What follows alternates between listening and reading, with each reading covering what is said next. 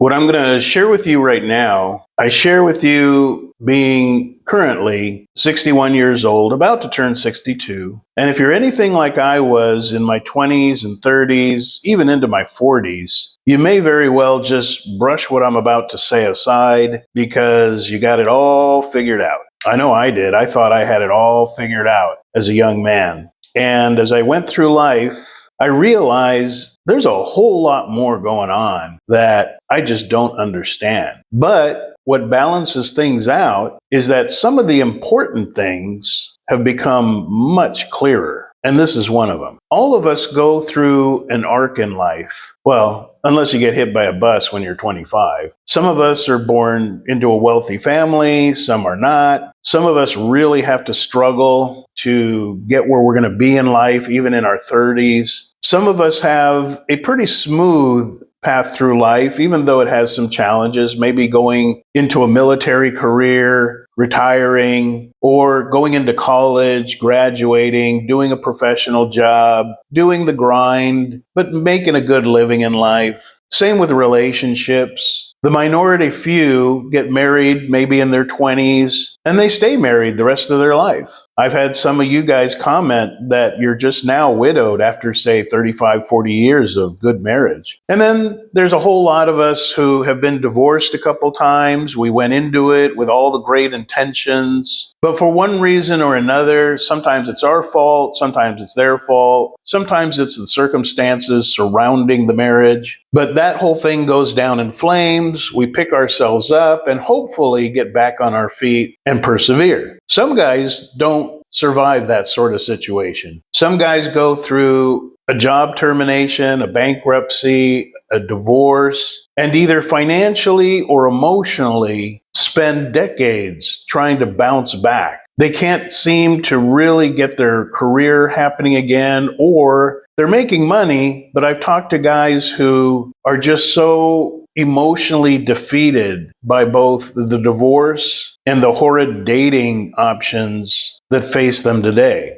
So keeping all of this in mind, I've been going through my own arc in life as well. I won't go into the full history of that. It would probably take about 30, 40 hours. But suffice it to say, I've had it much harder in life than many, but much easier in life than many. I can't really complain. I've had the worst childhood, but I can't really boast I had the best one either. And so now here I am, approaching 62, and for the last few months, I've been making a point of paying attention to what I call the window of clarity, because I notice that there are certain times or situations that my mind is the most clear. And it's usually when my mind is simply empty and I purposely listen during those times. Now, one of those times every day is the time between transitioning from being asleep to being awake. So there you are, you've been sleeping all night. And for myself, there comes a time where my eyes are still closed,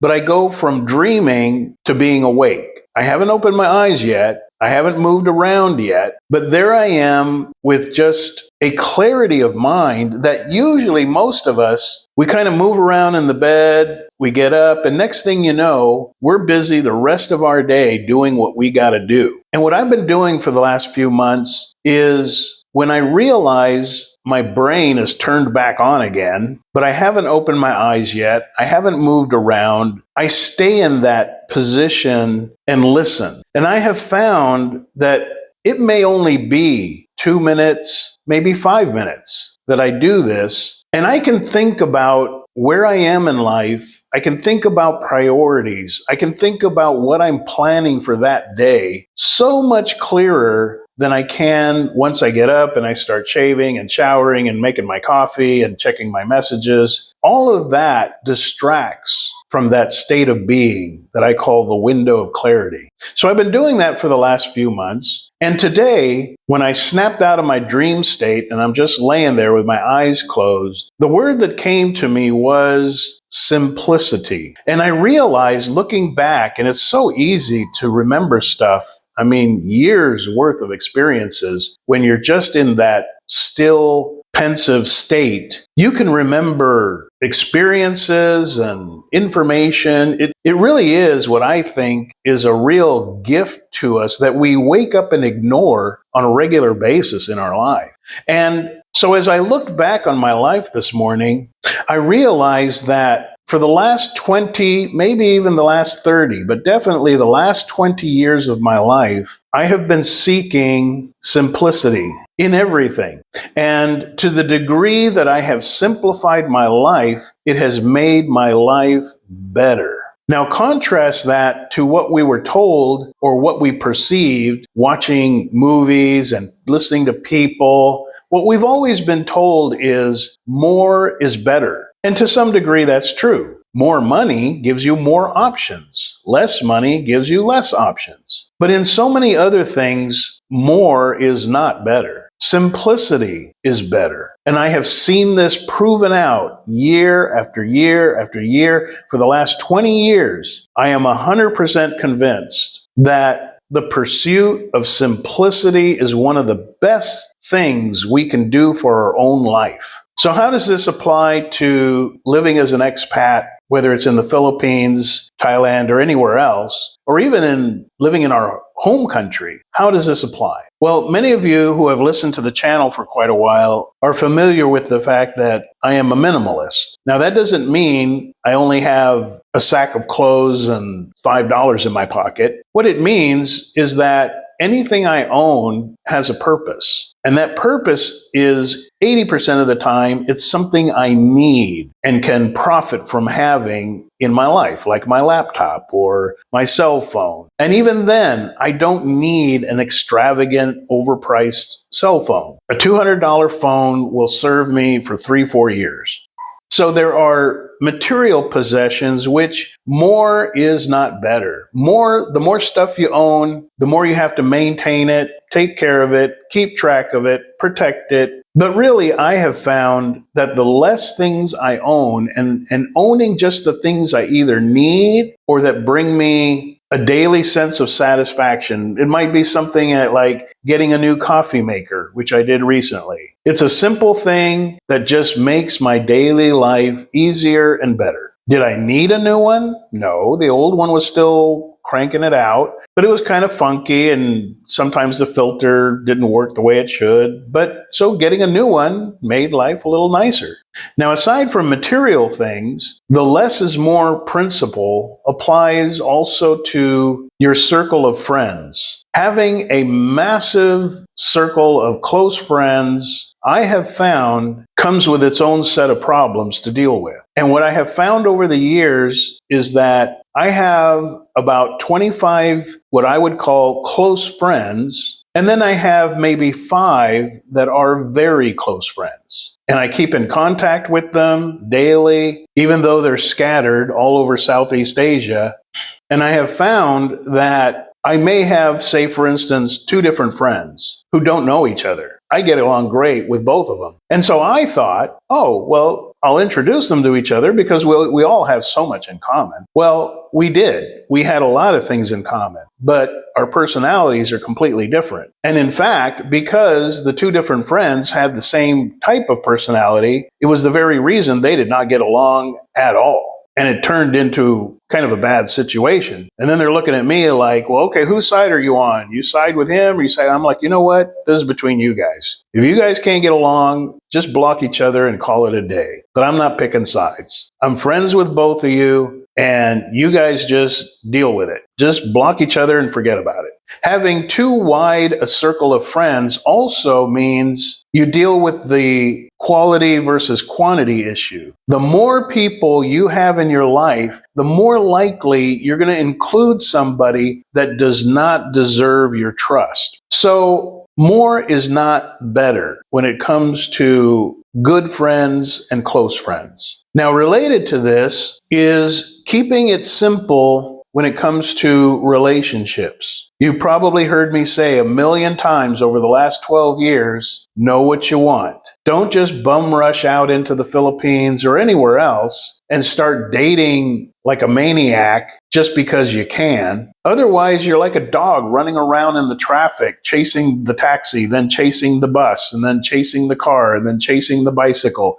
You're just running yourself frantic. Know what you want. Only ask out the women that fit the criteria of what you're looking for. This has worked out to make my life so much simpler and so much more enjoyable since 2012 that I came to the Philippines. I decided at the beginning I would only date beautiful women, women that I was impressed with visually, and they had a good personality. We had some chemistry. Of course, I don't know that until I spend time with them, but visually, I knew what I wanted. I wanted to spend my time with a very attractive woman. And so those are the only women I approached. Those are the only women I went out with. Those are the only women I had relationships with. Now, between relationships, during those periods, I knew that what I wanted was, yes, an attractive woman, but not an attractive woman for a relationship. I just wasn't interested in a relationship at certain periods of my life. And knowing what I wanted, I chose accordingly. If I saw a beautiful woman, and okay, so maybe she's got a tattoo, or maybe she has a couple of kids, or maybe she's got some flaw in her personality. Well, now, knowing that I wanted something short term and I wasn't going to hitch my wagon to this, I made it clear to them, hey, I'm not looking for a girlfriend. You want to hang out? You want to go here with me for a couple of days? You want to go to this resort? Do you want to do this or that? And I gave them the option to say yes or no. The ones that said yes, well, there we go. They were off having a great time. They knew it was nothing permanent. They knew it was not the beginning of a relationship. They moved on, I moved on, and everybody was happy. But this is the result of keeping things simple. Your finances are yet another example. Keep your finances simple. Now, your access to your money should be multiple. You should have several avenues to get a hold of your money. What I do is I have several bank accounts so that if I can't access one, I shuffle the money electronically over to the other bank and I use the other debit card or the other remittance service or whatever. But when I say simplicity in finances, you can do this by knowing the simple basics. How much money do I have coming in? You track that. How much money am I spending every month? You track that. And what is the difference between the two? Those are the three core pieces of information you need to keep your budget simple. And that way you can make smarter, faster decisions about upcoming purchases or upcoming deficits where you're going to run short of money by the end of the month. You will know this in advance if you just keep track of those three things: income, expenses, and balance. Now, I like using an Excel sheet. Not everybody's nerdy that way, but you can use, and I have used many times, a simple small notepad, a half-page notepad. And I just write down, okay, I got this much money coming in this month. I got these expenses that I know are going to happen.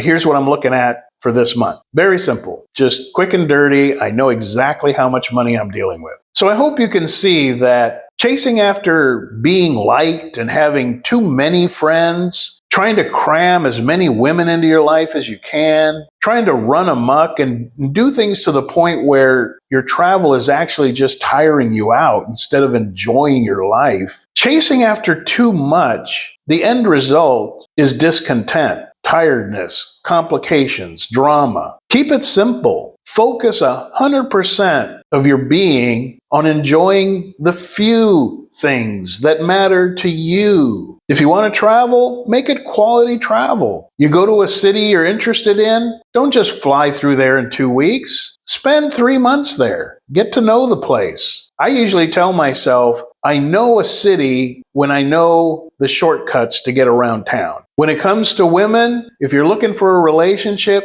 again, keep it simple. Date one at a time. If you're that serious that you think she could be a great relationship, don't muck it up by dating other women on the side just because you can. And if you have you're in the Philippines and you have, or wherever you are, and you have absolutely nothing planned for that day, you're not going to meet with any buddies, you don't have a date lined up, you don't need to go to work, you got time on your hands. Ask yourself in the morning, what would make this a great day? Do I want to stay home, order in some food, watch some Netflix, and just have a lazy day today? Or do I feel like getting out? It's a beautiful day out. I'm going to head out to the beach, or I'm going to go into town. I'm going to just be around. I'm going to go catch a movie. I'm going to go to my favorite restaurant. But make a plan. Don't wait till half the day's over to start thinking about, well, let's see, what am I going to do today? Use that moment, that window of clarity before you start moving around out of that dream state. Take advantage of that little window of time. Think about what you want and the straightest line to get there.